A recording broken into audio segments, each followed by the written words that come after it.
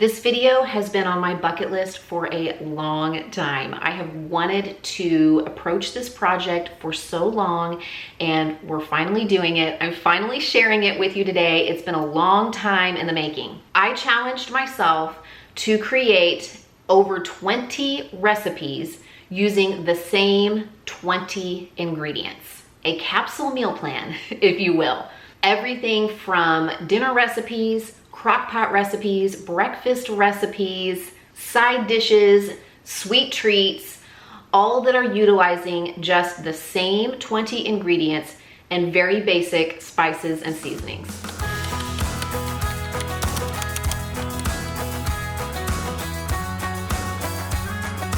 First of all, I thought this might be helpful from a budget perspective, because if a family has the means and the space for storing these ingredients, they could possibly purchase them in bulk at a lower price, and then over the course of several weeks create lots of different meals. But I also know that some people don't have a lot of storage space. I have been married to my husband for 16 years, and we are in our 4th house, and this is the first house that we have owned that actually has a pantry. Before then, I would have a cabinet or two and maybe a shelf out in the garage for dry goods and whatever space we had in our refrigerator. So I totally understand that not everybody has the capacity to buy a whole bunch of ingredients at once. So working with a small number of ingredients that we actually have the space to store, that we can purchase, every few days or every week or so, but still being able to have a variety of meals, I thought that that would be really helpful as well. The 20 ingredients that I used to make this capsule meal plan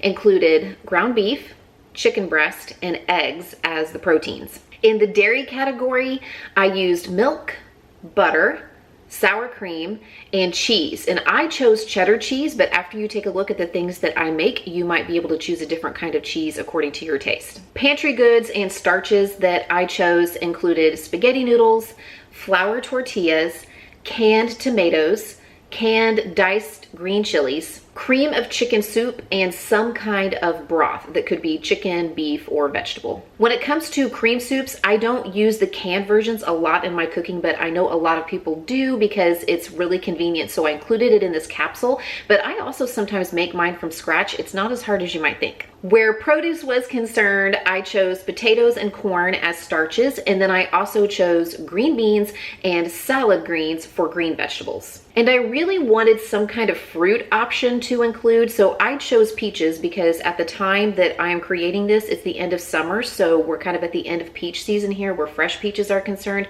But I also know that if I wanted to do this at other times of the year, that I can get peaches frozen or canned. And I really wanted to include a few sweet treats in the options for this capsule meal plan, so I decided that I would also add boxed yellow cake mix to the ingredient list. And since I chose salad greens or romaine hearts as one of the vegetable sides that I was going to be using in this capsule meal plan, I figured that I should also include a salad dressing. So I chose ranch because I knew that that might also go well as like a sauce or on the side of other things that we can create with this capsule meal plan, like quesadillas. Plus, depending on the salad dressing I choose, I knew it might be useful as a marinade or something that I could use if I decided to bake or grill any of the chicken. A 21st ingredient would be taco seasoning.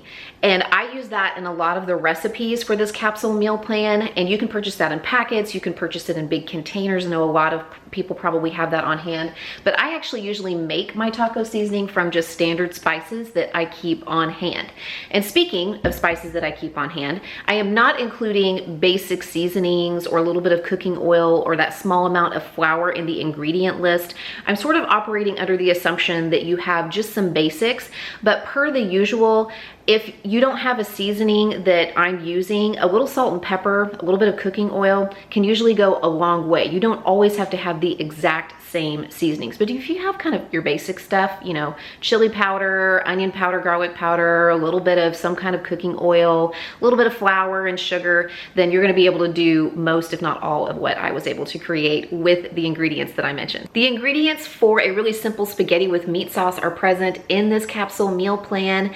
I would just simmer the tomatoes with my seasonings of choice, add some cooked ground beef. I've actually done this in the crock pot before, and it's really easy and really tasty. I am also including my mom's recipe for chicken spaghetti. This was one of my favorite meals when I was growing up. It is definitely a picky eater approved meal, at least in my household. But I also wanted to add to this meal plan sort of a hamburger helper dupe, like a one pot pasta style dish. So I came up with this cheesy beef pasta. I am just finishing browning up 1 pound of ground beef. I'm using an 85/15 ground beef, but you could use a leaner meat in this recipe, I think. And you could use a ground turkey if you wanted. You could use a ground sausage if you wanted, but I would definitely cut back on the seasonings if you want to use a ground sausage in place of the ground beef. I'm gonna add 1.5 cups of broth. You could use just water if you wanted, maybe up the seasonings a little bit. I just like the flavor that the broth gives it. And I am seasoning this with 1 teaspoon each of garlic powder, onion powder, and paprika, plus salt and pepper to taste. I usually put probably about 1/4 teaspoon of pepper and about 1/2 to 1 teaspoon of salt. I also have 12 ounces of spaghetti here. You could use a shortcut pasta if you wanted to. This is just what I'm using for this particular capsule meal plan, and I did go ahead and break it up because it just is easier for me to put in the pot that way whenever I'm making a 1-pot meal, and I like to use my scale to measure that out. And now I'm gonna add 2 cups of milk. And I wanna make sure that the pasta is submerged mostly into the liquid. I'm gonna bring this to a simmer, and then I'm gonna turn it down to low and let it simmer covered until the pasta is cooked. Usually that takes about 10 to 12 minutes. My pasta is done cooking, and I know that it isn't much to look at now, but just wait until we stir in 1.5 cups, or 6 ounces, of sharp cheddar cheese. You could do more, you could do less, you could do different kinds of cheeses, totally up to you. This is just what I'm gonna use for today because sometimes people like to add a little extra cheese to their plate, and this leaves a little room for that.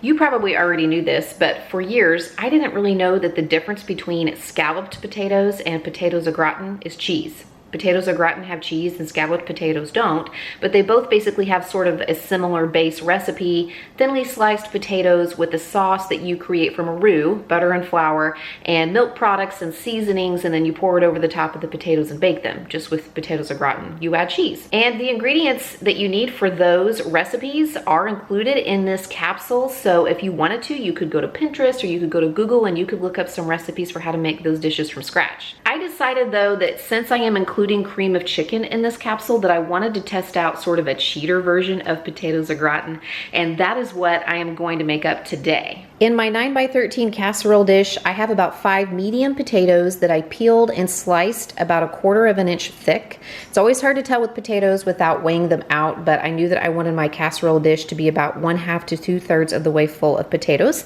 and I did spray it with a little nonstick spray as well.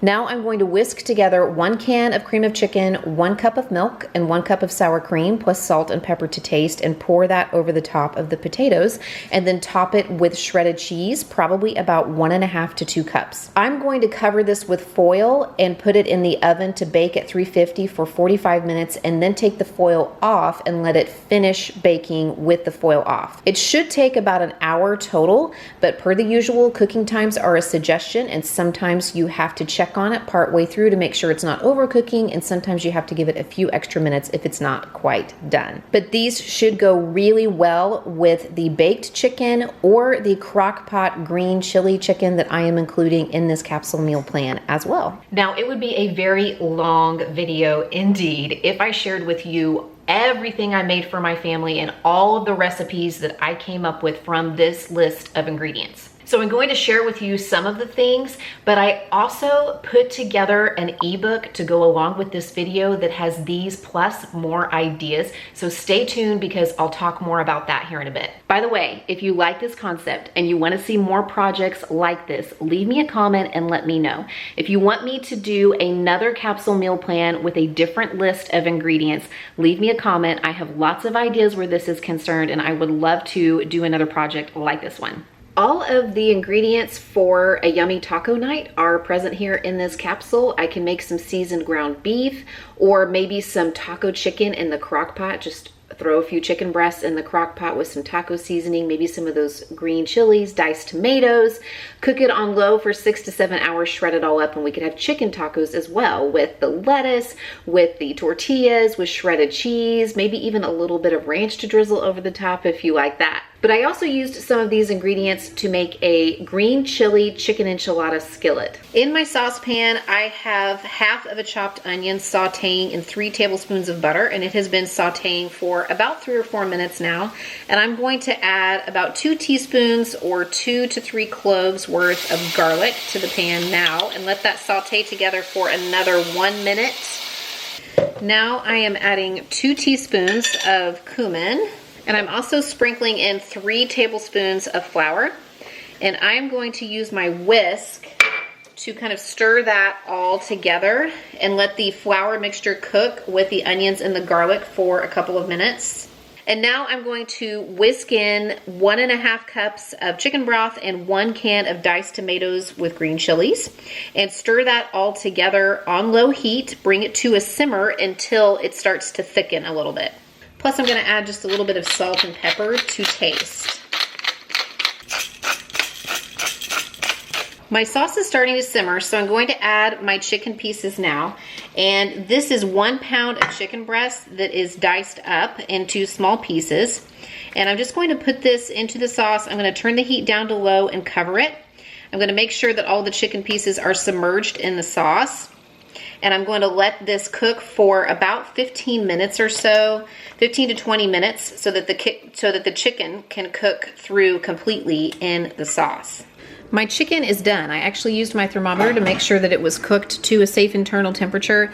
And now I am going to stir in 1/2 cup of sour cream and 8 fajita-sized flour tortillas that I have carved up, that I've used my pizza cutter to carve up or slice up into little cubes. I'm going to stir that all together and let it simmer for another 4 or 5 minutes, just until the tortillas start to kind of soak up some of the liquid in here. Then I will top it with some cheese and it will be ready to serve. Super easy side dish that I can get going earlier in the evening or earlier in the day, depending on how much time I have. I have about 2 pounds of potatoes here that I have peeled and diced into little chunks. And I am going to season these with about 2 teaspoons of Italian seasoning and about a teaspoon of garlic salt. If you want to use some different seasonings or you want to use less salt, you absolutely can. And now I am adding 2 cans of canned green beans, and I have not even drained them. I want the juices from the green beans. And the reason I used garlic salt instead of garlic powder is because my cans are no salt added, so there isn't sodium in here with the green beans to begin with. If there is, in yours, if it's just regular traditional canned green beans, you might want to cut back on the salt. Totally up to you. I am also adding 2 cups of broth. I'm using beef broth. You could use chicken broth or another kind of broth, or again, if you want to cut back on sodium, you could just use water. And then I am going to place half a stick, which I have cut into little pats of butter, over the top of this. And I am going to pop the lid on this. I'm going to cook these on high for 3 to 4 hours. You could probably do them on low if you are getting an earlier start, for about 6 to 7 hours. And it should result in really flavorful green beans and potatoes to go on the side with just about any entree. Because I included eggs in the capsule of ingredients, there are so many different breakfast options. I mean, you can do some hard-boiled eggs, you can do some eggs over easy or fried eggs, or some scrambled eggs. Having other things in the capsule like milk, butter, cheese, tortillas would make it possible to do things like omelets or breakfast burritos. In fact, I made some really delicious breakfast burritos one morning by scrambling up some eggs. I toss a little bit of sour cream in my scrambled eggs as well before I throw them in the skillet. I just think it enhances the flavor. And then I put those onto a tortilla with some leftover taco meat from the night before, some shredded cheese, and then I rolled all of that up in the tortilla and I threw them onto the griddle to make grilled breakfast burritos, and they were so fantastic. I also made home fries with the potatoes. I found out a while ago that the key to making hash brown potatoes or fried potatoes from scratch, from just russet potatoes instead of using the frozen kind, is to brine the potatoes ahead of time. So I peeled and chopped my potatoes into little cubes. I threw them into a saltwater brine in the fridge for about an hour or so, and then I drained them and dried them completely. I tossed them with a little bit of olive oil and just some plain old seasoning salt, and then I put mine in the air fryer for about 8 minutes at 370 and then 7 more minutes at 400, and they came out crispy and delicious. They were a great side dish to those breakfast burritos, but they would be a great side dish with lots of other things, including dinner recipes. If you like what you are seeing so far and you are wondering if there is a place where you can download these ideas plus more in a format that is easy to read on a tablet or device or easy to print out, I have put an ebook together and it is linked in the description box below. It includes the list of ingredients that I used in this capsule meal plan, plus over 20 recipes that I was able to create from those ingredients and basic kitchen staples. It also has some extras in there. I've got some of my spice mix recipes in there. I've got ideas for leftovers. I even have a little calendar in there so you can do a little meal planning and decide when you want to make which meals. Like I said, you can find that in the description box below, and I will include a little bit more information about that, including a list of the recipes and some of the other amenities that you would be getting with that download. We're gonna make a really simple peach crisp. I am using one 1-pound package of frozen peaches, and I'm putting those in the bottom of a pie plate. And then I'm going to use 2 cups of yellow cake mix. That's about half of the box. But what do I do with the other half of the box?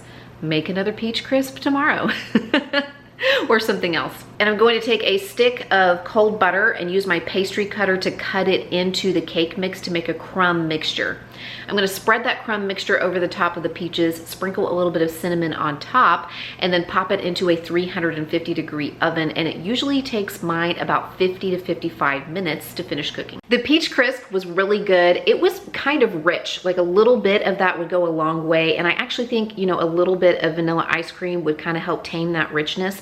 But I also included 2 other dessert recipes that we really liked. Some super easy Snickerdoodle cookies that I made from just your basic 3-ingredient cookie recipe that starts with a cake mix and then a little bit of cinnamon sugar. And I also made a 4-ingredient pound cake. Seriously, it was the box cake mix, eggs, milk, and sour cream. That was it. And I dusted it with a little bit of powdered sugar, and it was absolutely delicious. I feel like a meal plan like this on my channel would not be complete without a few Crockpot recipes. I'm actually sitting down here where I store my Crockpots, and I was able to create several different recipes with my slow cookers using the ingredients in this capsule. Things like shredded green chili chicken, which I really like for its versatility. I can serve it as an entree with different side dishes, or I can use it to make things like quesadillas or tacos or salads. I also made a couple of soup recipes for my family, like a really creamy enchilada soup using a combination of fresh and canned ingredients. Plus, you will have seen the cheesy ground beef and potato soup that I made for a Crockpot Soups video that came out on my channel recently.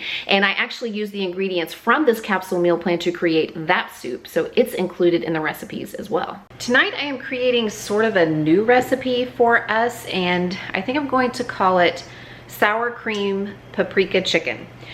This is sort of a combination or bits and pieces of different kinds of recipes that I've tried over the years, but I've typically made something like this on the stove, and I'm trying to adapt it for the crock pot. In my crock pot, I have 2 large chicken breasts. This is probably a little bit less than a pound of chicken breast. This is gonna be plenty for us tonight because my husband will not be around, so he's having dinner somewhere else. So it'll just be me and the children eating. You probably could throw in another chicken breast in this if you wanted to stretch it just a little bit. But I'm going to season this with about a teaspoon of paprika and then just salt and pepper to taste. And now I'm adding 1 can of diced tomatoes. I'm not going to drain it. I'm just going to add it with all of the juices. And I'm also adding 1 cup of chicken broth, which for me is just a cup of water with a teaspoon of chicken broth base. I use the Better Than Bouillon right now. And now I'm going to get this going on high because I'm getting a late start. So it should take about 3, maybe 4 hours to cook the chicken, and then we'll come back and finish it up. You could cook it on low. Usually it takes my crock pot about 6 hours to cook chicken breast on low. I think this would work with lots of different kinds of starches. We're going to have this over baked potatoes. I also think it would work just fine over pasta, like the spaghetti noodles that are included in this capsule. I think it would work with rice. I think it would work with egg noodles. I also think it might even work like wrapped up in a tortilla or a wrap or something like that. So just some other ideas for serving this if you wanted to make it another time outside of the capsule grocery list that's included in this video. My chicken is done. I removed it from the crock pot to shred. And now I'm going to take 1 cup of sour cream, which is about half of this 16-ounce container, or if you want to buy 8-ounce containers, that would be 1 cup. And I'm going to stir in 3 tablespoons of flour and just stir that all together until it's incorporated. Then I'm going to add that mixture to the crock pot with the liquids that are left in the crock pot. I'm just going to whisk that all together, and then I will put the chicken back in the crock pot and put the lid on it and let it cook on high for another 20 minutes or so until that sauce has thickened up, and then it will be ready to serve. I want to say thank you to Gia over at Marriage and Motherhood, because she really encouraged me and she challenged me. She even gave me a deadline for completing this particular project, and I missed the deadline. I'm sorry, Gia, but I'm very glad that it is finally coming to fruition. I also want to say thank you to my outstanding editor, Chris, and to Melissa for helping me put the ebook together. You guys are fantastic. I cannot do it without you. And to you, my viewers, thank you again so much for supporting me and my family on this channel. I hope that you got some great ideas from this. Don't forget, if you want a digital download, a printable version of the ideas that I've shared with you plus more, you can visit the link in the description box. I will leave my ebook linked there. I hope you will pick out one of these videos to watch next, and I'll see you there.